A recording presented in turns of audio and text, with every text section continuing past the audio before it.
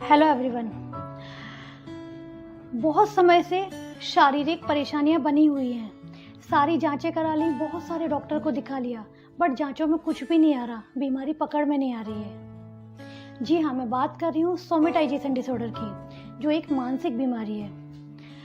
मेरा नाम डॉक्टर निधि जैन बुखारिया है। मैं एक साइकेट्रिस्ट हूँ, इंदौर में प्रैक्टिस करती हूँ। आज आपके साथ डिस्कस करूँगी एक बीमारी जिसका नाम है सोमेटाइजेशन डिसऑर्डर। कब हम बोलेंगे सोमेटाइजेशन डिसऑर्डर है, क्या क्या इसमें शारीरिक लक्षण हो सकते हैं, क्या इसका इलाज है और ये क्यों होती है। इसके लक्षण बार बार होते हैं, अलग अलग सिस्टम के हो सकते हैं, बहुत सारे सिस्टम, बहुत सारे बॉडी के ऑर्गन के हो सकते हैं। यूजुअली नॉन स्पेसिफिक वाले ज़्यादा होते हैं। इसके लक्षण कैसे होते हैं, जैसे कि एग्जांपल, एक पेशेंट थी जो शादी के करीब 6 महीने बाद आई थी और उसको लगातार उल्टियाँ हो रही थी।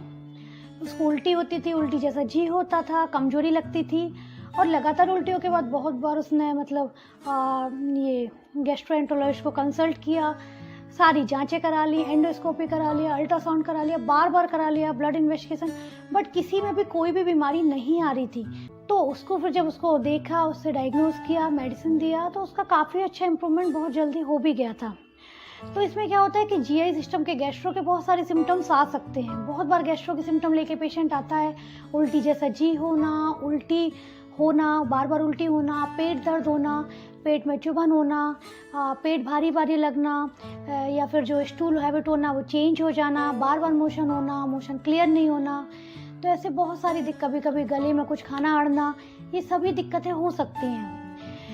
इसके अलावा इसमें स्किन के भी हो सकते हैं। जैसे कि स्किन की एक फीमेल आई थी जिसको बहुत टाइम से सिर्फ शरीर में जलन होती रहती थी, लेकिन काफ़ी डर्मेटोलॉजिस्ट को विजिट करने के बाद उन्होंने बताया कि स्किन की क्लियर कट कोई प्रॉब्लम नहीं है और जो मेडिसिन दे रहे थे उस पर आराम भी नहीं हो रहा था।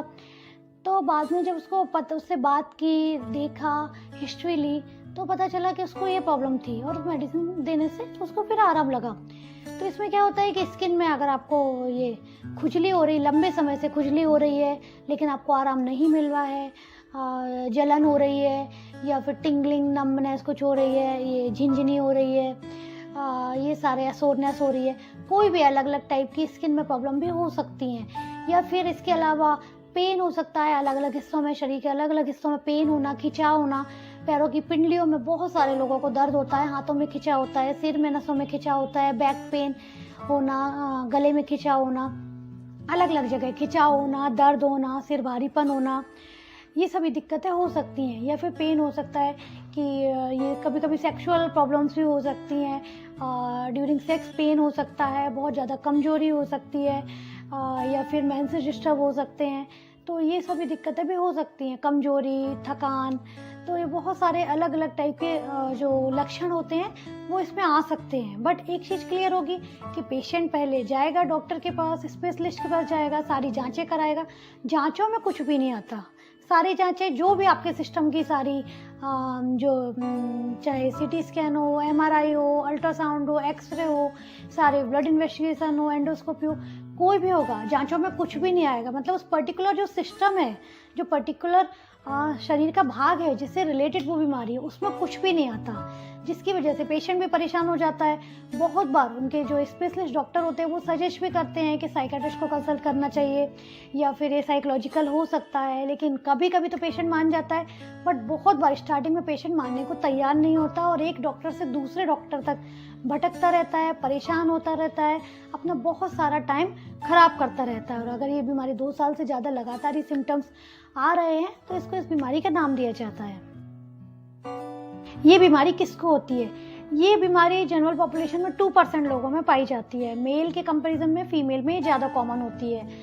इसके अलावा जो इसका एज होता है, यूजुअली अर्ली एडल्टहुड में स्टार्ट होती है। मतलब अगर 17 से 18 साल के लिए उम्र से स्टार्ट होके 35 साल की उम्र तक यूजुअली स्टार्ट होती है, बाकी ये किसी भी एज में हो सकती है। तो इसमें क्या होता है कि ये जो बीमारी होती है इसके कारण क्या हैं? तो कारण बहुत बार देखा गया है 20% केसेस में फर्स्ट डिग्री रिलेटिव, मतलब आपकी फैमिली की ही दूसरी फीमेल में इसी टाइप के सिम्टम्स आ रहे होंगे बॉडी में, और तो जेनेटिक इसका जेनेटिक कंपोनेंट होता है। इसके अलावा कुछ अपना टेम्परामेंट है, पर्सनालिटी फैक्टर होते हैं। जो लोग बहुत ज़्यादा सोचते हैं, एक्सप्रेस नहीं कर पाते अपने व्यूज़ को, तो उनमें भी ज़्यादा कॉमन होती है। पेशेंट के हाथ में नहीं होती। पेशेंट कभी जानबूझ के लक्षण नहीं बोल रहा होता। जब हमारे पास ये केस आते हैं, ये यूजुअली साइकेट्रिस्ट के पास जब लास्ट में केस आता है बहुत सारे डॉक्टरों के पास जाने के बाद, तो इनको सबसे पहले इनके साथ अच्छे से रेपो एस्टेब्लिश की जाती है ताकि पेशेंट अपने बारे में खोल के बता सके। उसको साइको एजुकेट किया जाता है बीमारी के बारे में, बीमारी के लक्षणों के बारे में, और उसके बाद उसको मेडिसिन वगैरह स्टार्ट की जाती हैं। उसको सपोर्टिव एनवायरनमेंट दिया जाता है, फैमिली थेरेपी की जाती है। तो इन सभी से काफ़ी अच्छा इम्प्रूवमेंट होता है और ये सभी लक्षण ठीक हो जाते हैं। तो अगर आपको भी लगता है कि किसी को ऐसी बीमारी है जिसमें बहुत टाइम से कोई परेशान है, ठीक नहीं हो रहा है, जांचों में कुछ भी नहीं आ रहा है, तो ऐसे लोगों के साथ ये वीडियो शेयर करें, उनकी हेल्प करें। नमस्ते।